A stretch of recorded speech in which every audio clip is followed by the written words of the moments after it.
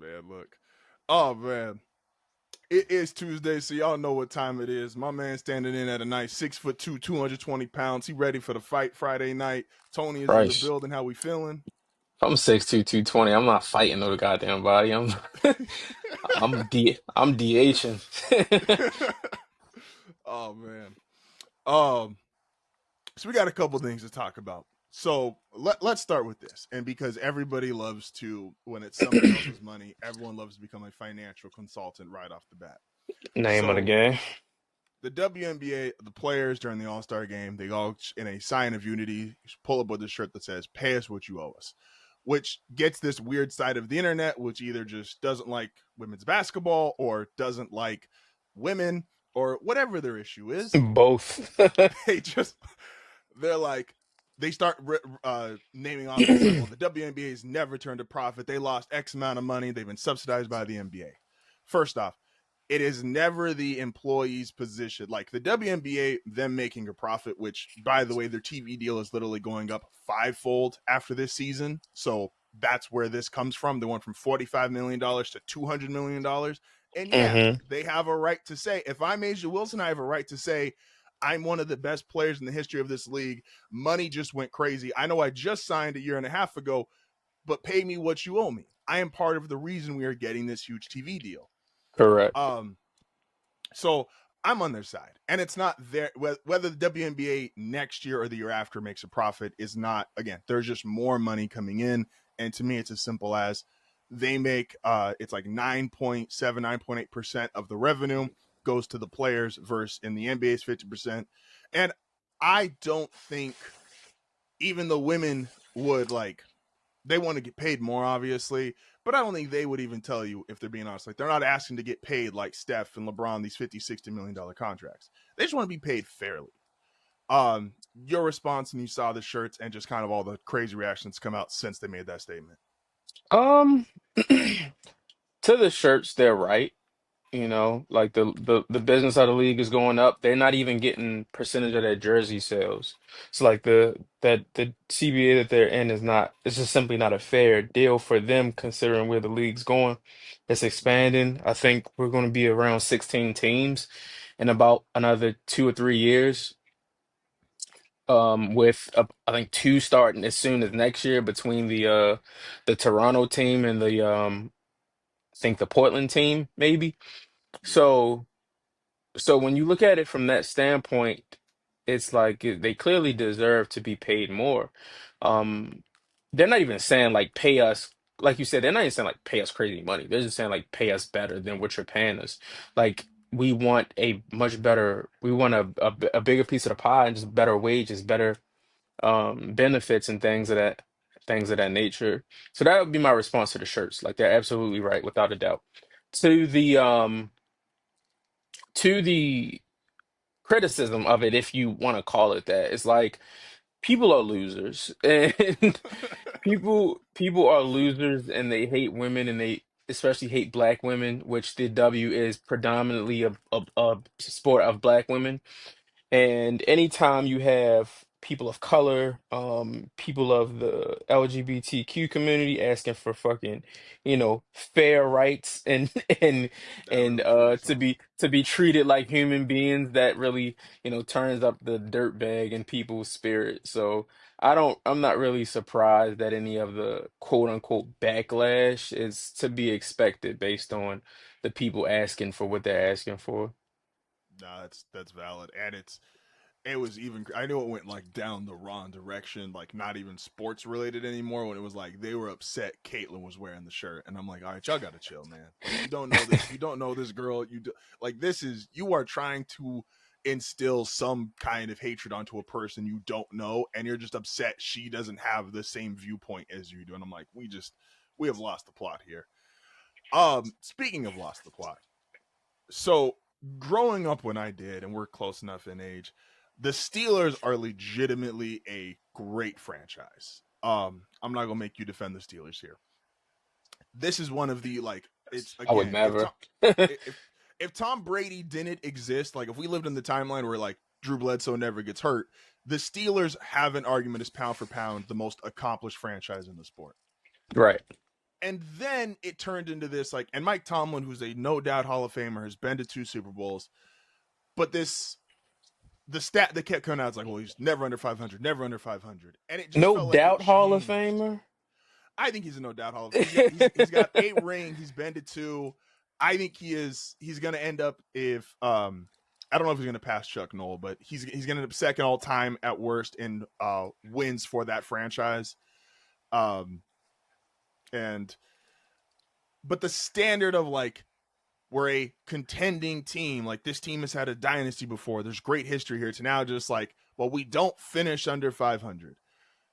And that to me feels like when they give TJ Watt, who is a great player, I'm not saying you don't sign TJ Watt, but you got other issues, man. And it's like you're relying on a 40-year-old Aaron Rodgers, TJ Watt, like Cam Hayward, who shout out to him that he's still playing at a high level, but it's like, I don't think as great as a player as TJ Watt is, I don't think it scared anybody in that division that the Steelers signed him for that insane contract.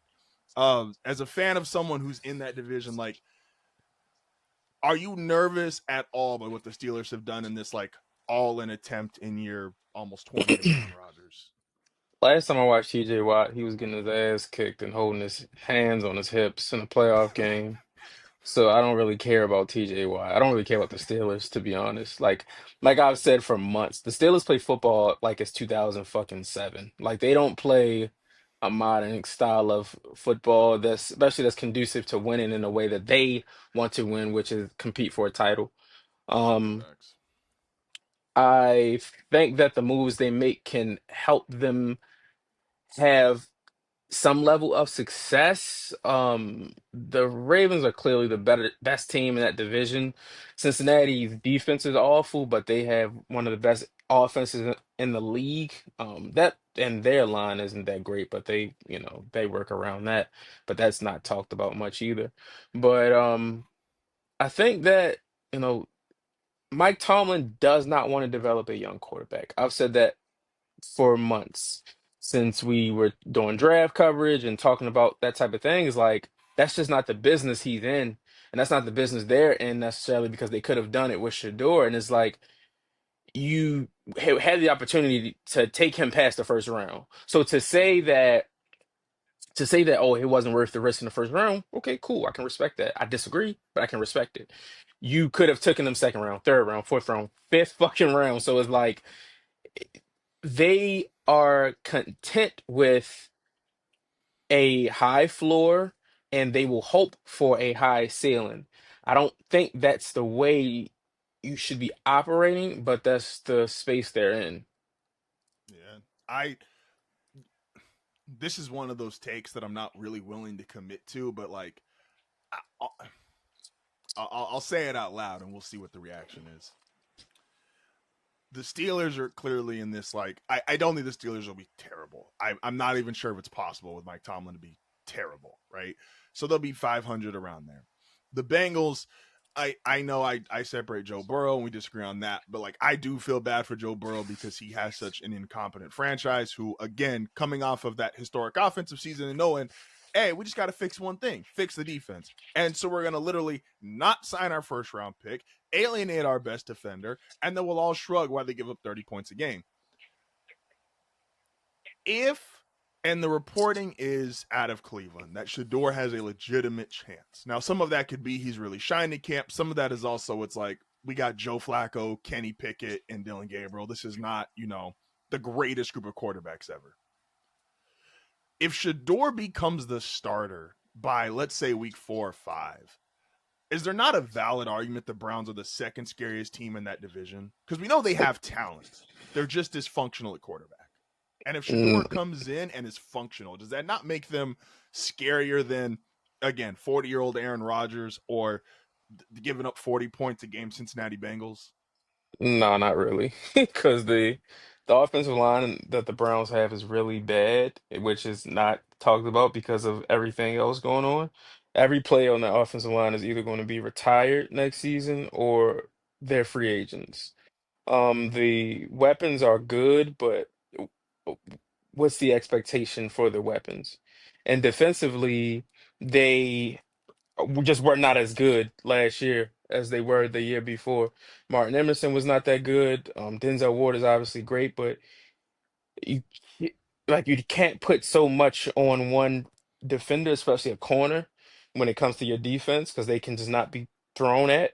Um, Yeah. and I think that when you look at that team, it's like the idea that there's a lot of talent there is true, but it's also young talent that has to kind of develop. And then when you look at the veteran talent, it's Miles, it's Denzel Ward, and then it's like it's, a, it's not an older group, but it's not necessarily the most reliable group when you talk about health and things like that. So, No, I feel that. Cleveland's where they are. I think anything close to close to just a good season for Cleveland, and I think Browns fans would be anything that doesn't get them a, top. Well, shit, I don't want to say that because they might want that top pick.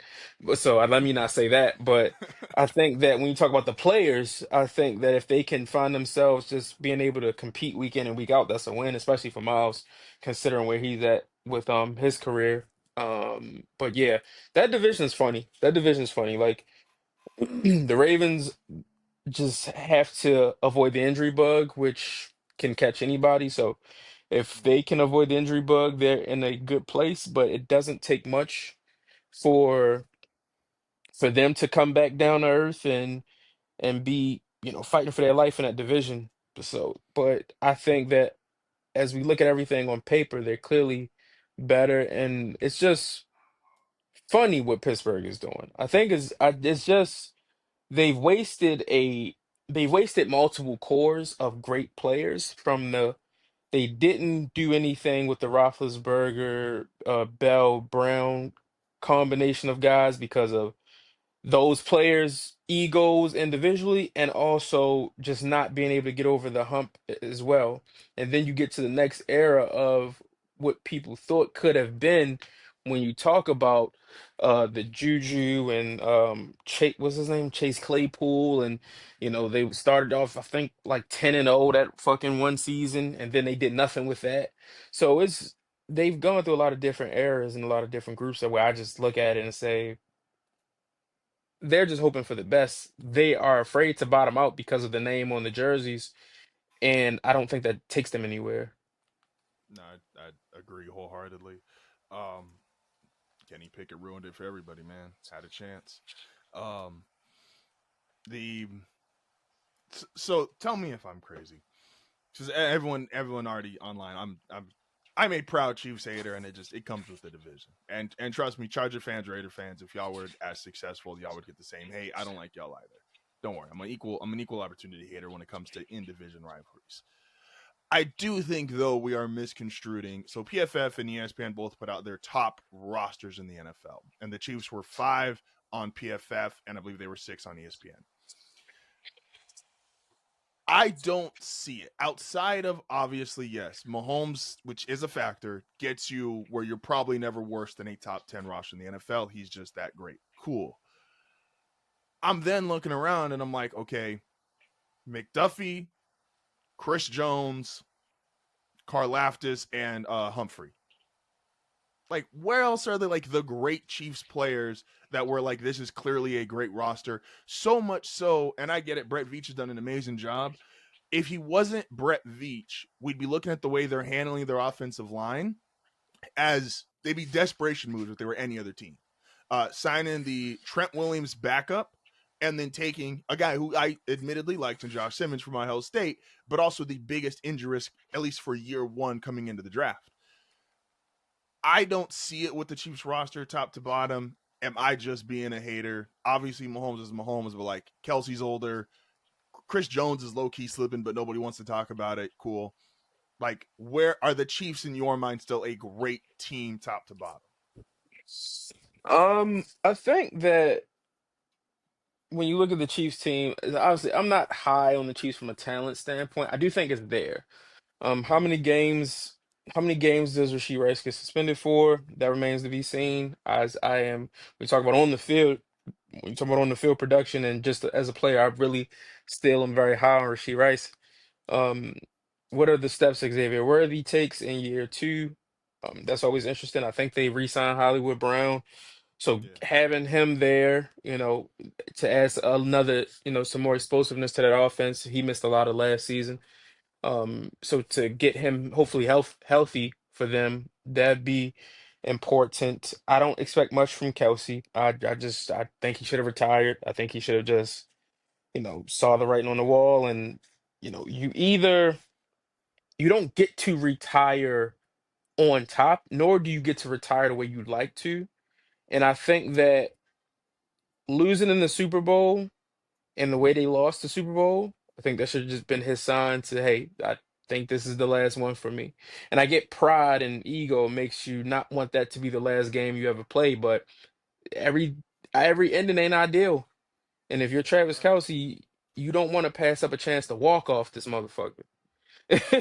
That's That's always the thing. You don't never want to pass up the chance to win or lose. You don't never want to pass up the chance to walk off that field. And his body has been slowly breaking down. I know it's reports that he's in much better shape and things like that, which I can respect. I'm not saying those aren't true, but at the end of the day, he's a mid-30s tight end who's played a lot of football. And I just yeah. don't think that, especially in that division, I don't think that he's going to be the Travis Kelsey everybody is used to. I think his best days are for sure behind him. Defensively, I think they'll still produce at a pretty high level on the defensive side of the ball, just because of having Spags and still having a good amount of talent there. I think the secondary is going to miss Justin Reed. I don't think that's being talked about enough. Justin Reed's a really good fucking safety, and I think that they are going to feel his absence on the back end. Um, but at the end of the day, they are still a top five team because they have the best quarterback in the league and they have the best coach in the league. And that's just the That's facts of the valid. matter. And until those things don't exist, they will always have a chance to compete for the championship. Now, do I think that do I think the Ravens are better than them? Yes. Do I think the Bills are better than them? Yes. Do I think Houston could be better than them? I do. But they still got to play the games.